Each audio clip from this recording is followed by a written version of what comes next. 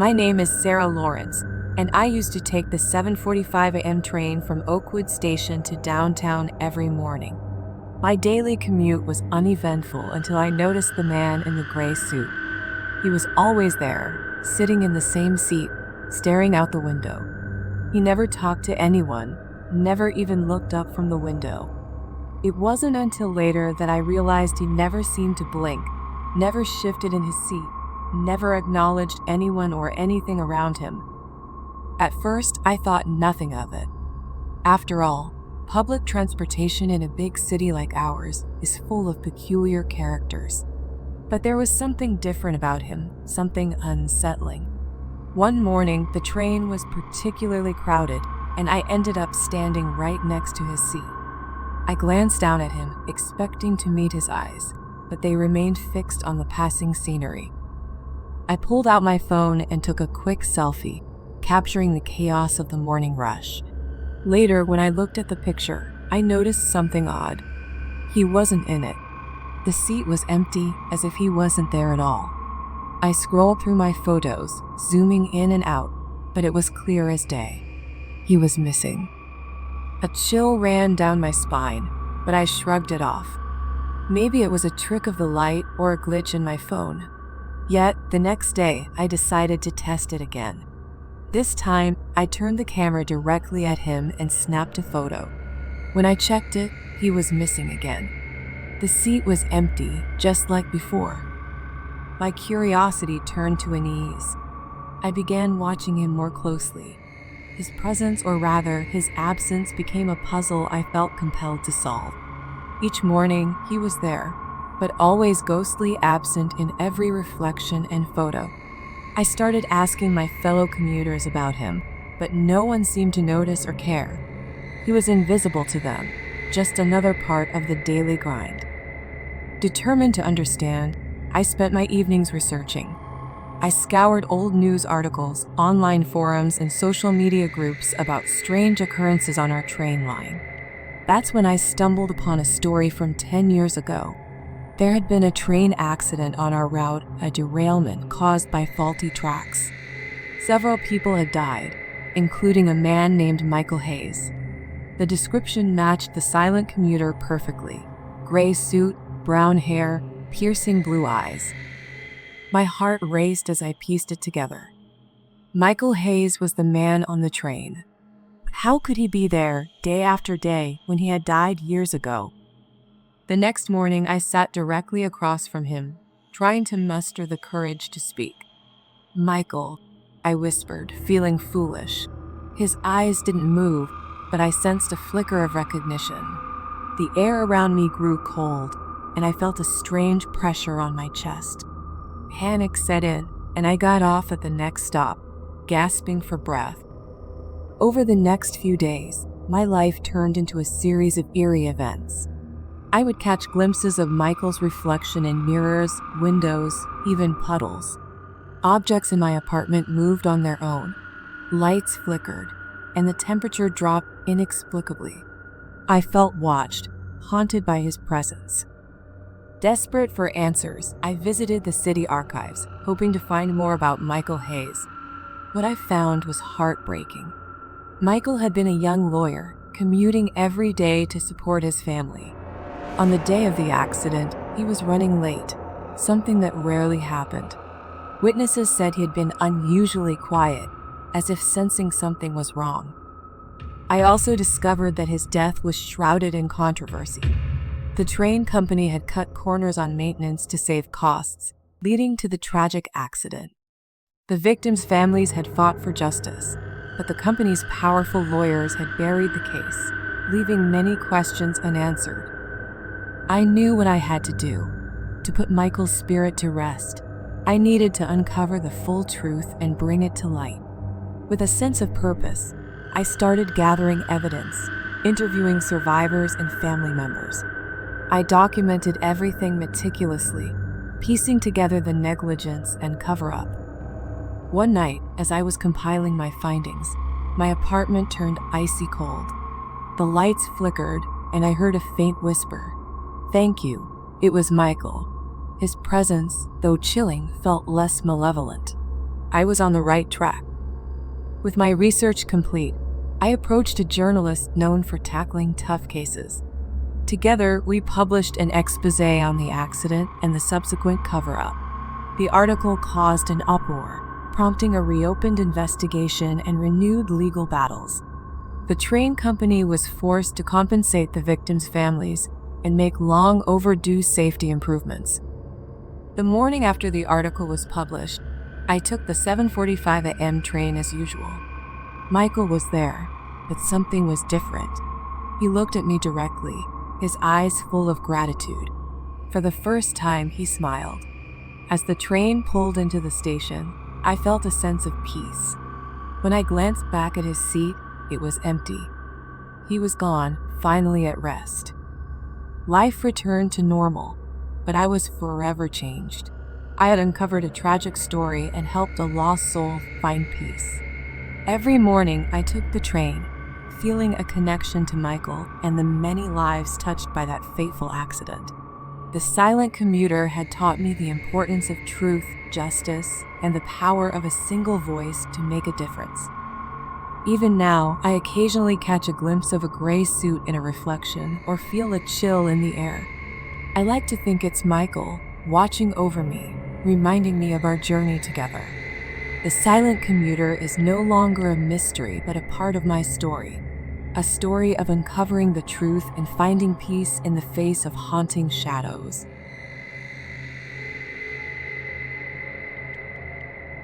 My name is Tom, and for the past 15 years, I've been driving a cab through the dimly lit streets of our small, quiet town. It's a peaceful job most of the time, filled with the regular chatter of passengers heading home from work or out for a night on the town. But lately, things have taken a turn for the eerie. It all began one cold November night when I picked up a passenger who would change everything. I remember it vividly. It was past midnight, and I was considering calling it a night when I saw her standing at the corner of Maple Street. She was shrouded in shadows, her face obscured by a hood. As I pulled up, she slid into the back seat without a word. Her silence was unnerving, but I asked anyway, "Where to?"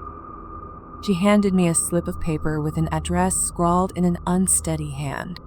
The address led to an old, abandoned house on the outskirts of town, a place I knew well but never had a reason to visit. The ride was unusually cold, and a sense of unease settled in the pit of my stomach. I glanced at her in the rearview mirror several times, but she remained still, her face hidden. When we arrived, she stepped out and walked towards the house without paying or acknowledging me. I was too stunned to protest. As I drove away, an icy chill lingered in the cab, and I couldn't shake the feeling of dread that had taken hold of me. The following night, she was there again, standing at the same corner. This time, I hesitated, but curiosity got the better of me. The ride was identical, silent and cold. She directed me to the same house, and again left without a word. This pattern continued for several nights, each journey intensifying my unease. The house loomed like a dark secret at the edge of town, and I felt a growing compulsion to uncover its story. Driven by this obsession, I started asking around about the house. Locals were reluctant to talk, but eventually an old-timer named Joe revealed the grim history. The house belonged to the Thompsons, a reclusive family. Years ago, a young woman named Lily Thompson disappeared, and her body was never found. Rumors of foul play swirled, but nothing was ever proven. It was then that I realized the woman in my cab was the spirit of Lily, seeking justice. Determined to help her, I began my own investigation. I spent hours at the library, combing through old newspapers and police reports. The deeper I delved, the more I uncovered a chilling story of betrayal and murder. Lily had been a quiet, kind-hearted woman, engaged to a man named Richard. They were the perfect couple, or so it seemed. But as I dug deeper, I discovered Richard had a dark side. He was possessive and violent, a fact hidden from everyone until it was too late. The night Lily disappeared, neighbors reported hearing a violent argument, Richard was the prime suspect, but he had an alibi, and without a body, the case went cold. I knew I had to confront Richard, who still lived in town, running a small antique shop. Pretending to be a customer, I visited his shop. Richard was a tall, imposing man with piercing blue eyes that seemed to see right through me. As we chatted, I mentioned the old Thompson house. His reaction was immediate. A flicker of fear crossed his face before he quickly masked it with a forced smile. It was enough to confirm my suspicions. That night, I drove to the abandoned house, feeling an invisible force guiding me. As I approached, I noticed the front door ajar, creaking on its hinges. Gathering my courage, I stepped inside. The air was thick with the scent of decay, and the floors creaked under my weight. I made my way to the basement, where I found an old, rusted shovel leaning against the wall. A sense of urgency gripped me. I began digging in the basement, the sound of metal striking earth echoing through the empty house. Hours passed, and just as exhaustion threatened to overcome me, I hit something solid. With trembling hands, I unearthed a wooden crate. Inside were the remains of a young woman, her bones wrapped in a tattered dress. My heart pounded as I called the police. They arrived swiftly, and the house buzzed with activity. Forensic teams confirmed what I already knew: the remains were Lily's. Richard was arrested, his alibi shattered by the evidence buried in the basement. But my story doesn't end there. As I left the house, I saw her standing at the edge of the property, watching. Her face, finally visible, was pale and serene. She nodded once, a silent thank you, before fading into the night. The icy chill that had haunted me for weeks lifted, replaced by a profound sense of peace. I returned to my cab, the familiar warmth of the engine a welcome comfort. The town seemed different, as if a heavy weight had been lifted. The streets were quieter, the night less threatening. I never saw Lily again, but I felt her presence, a guardian spirit watching over me. Driving through town, I thought about the strange events that had unfolded. I had set out to solve a mystery and ended up uncovering a tragic story of love and betrayal. The experience changed me, opening my eyes to the unseen world that coexists with our own. I continued to drive my cab, but I never picked up another passenger at the corner of Maple Street. Life went on, but I knew I would never forget Lily Thompson, the silent passenger who led me to the truth. Her story, once a dark secret, was now a beacon of justice. And as I drove through the night, I carried her memory with me, a reminder that some stories need to be told, even from beyond the grave.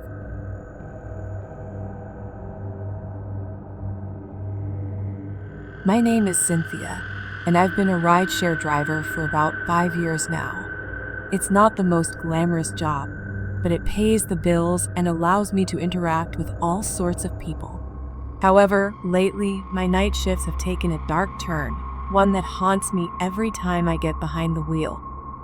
It started on a Monday night, a few weeks ago. I was driving my usual route, picking up passengers and dropping them off at their destinations. It was a typical night until around midnight. I had just finished dropping off a passenger and was heading towards the city center when I felt a sudden chill in the car. I glanced in the rearview mirror and saw him, a man sitting in the back seat, staring blankly out the window. I nearly slammed on the brakes, but managed to keep my composure. I hadn't picked anyone up, and there were no new bookings on my app. The figure was dressed in a dark hoodie, the hood pulled low over his face, making it impossible to see his features. I turned around, my heart pounding, but there was no one there. The back seat was empty. I shook it off as a trick of the light or my tired eyes playing games with me. But the same thing happened the next night and the night after that. Always at the same spot on the route. Always the same figure appearing and disappearing without a trace. I couldn't ignore it any longer. Curiosity and a growing sense of dread pushed me to investigate. I began searching for any information about the area where the figure appeared.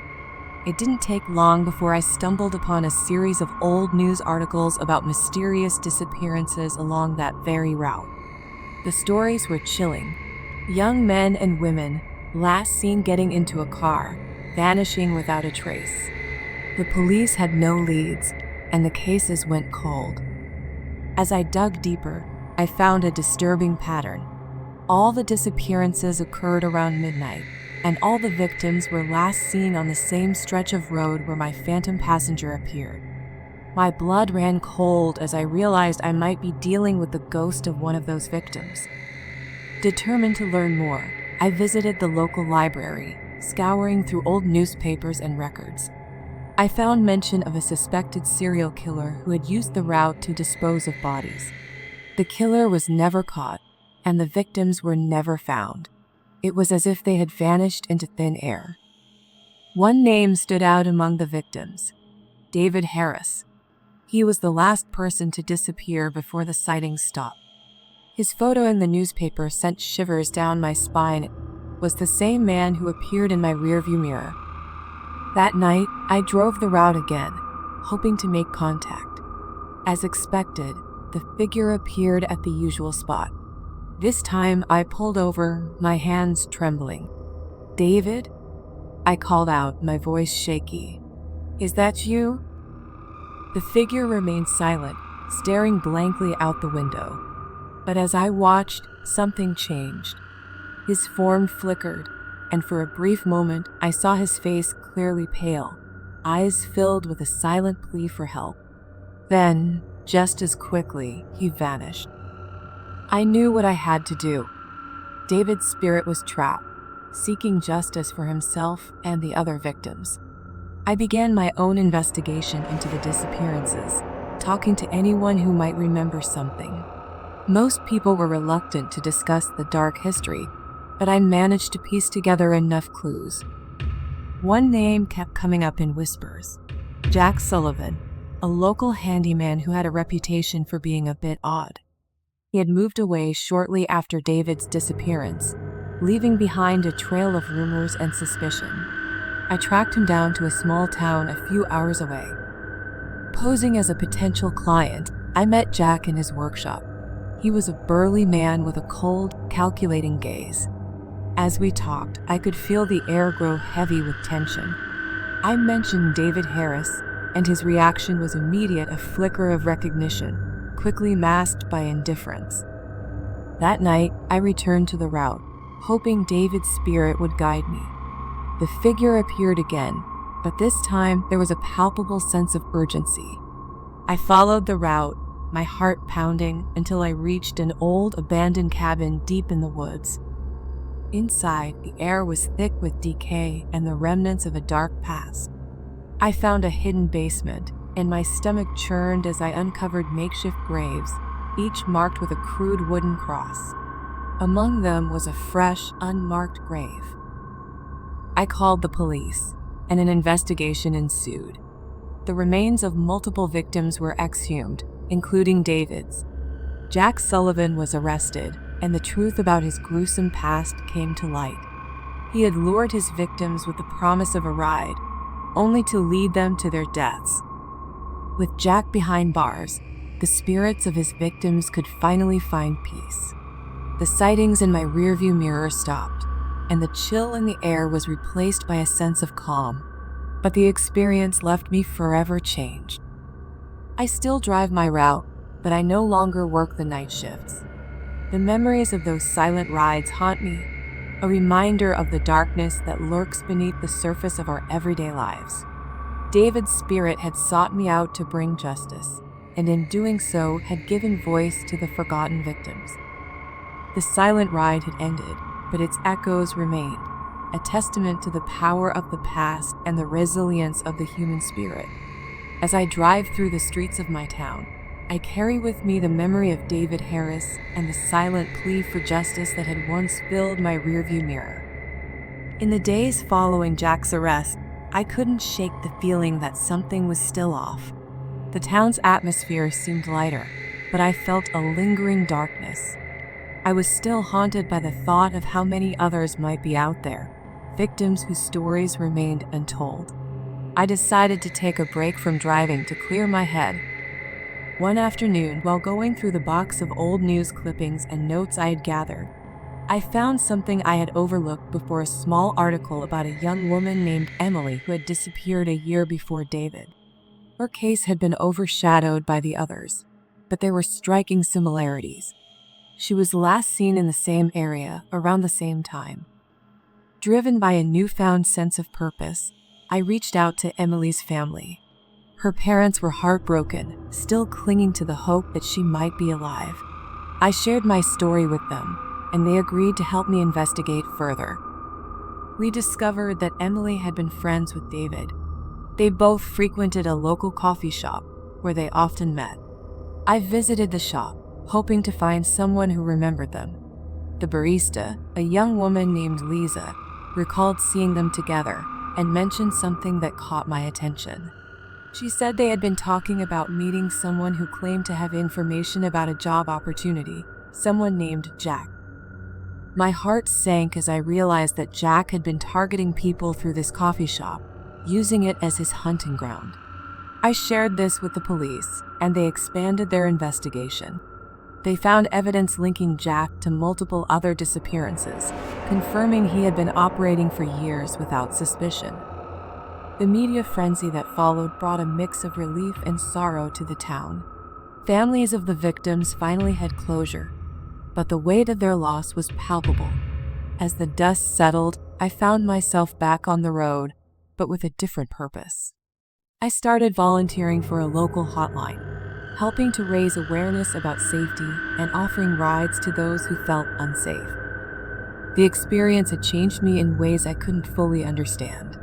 I had faced the darkness head-on and emerged with a deeper understanding of the fragility of life.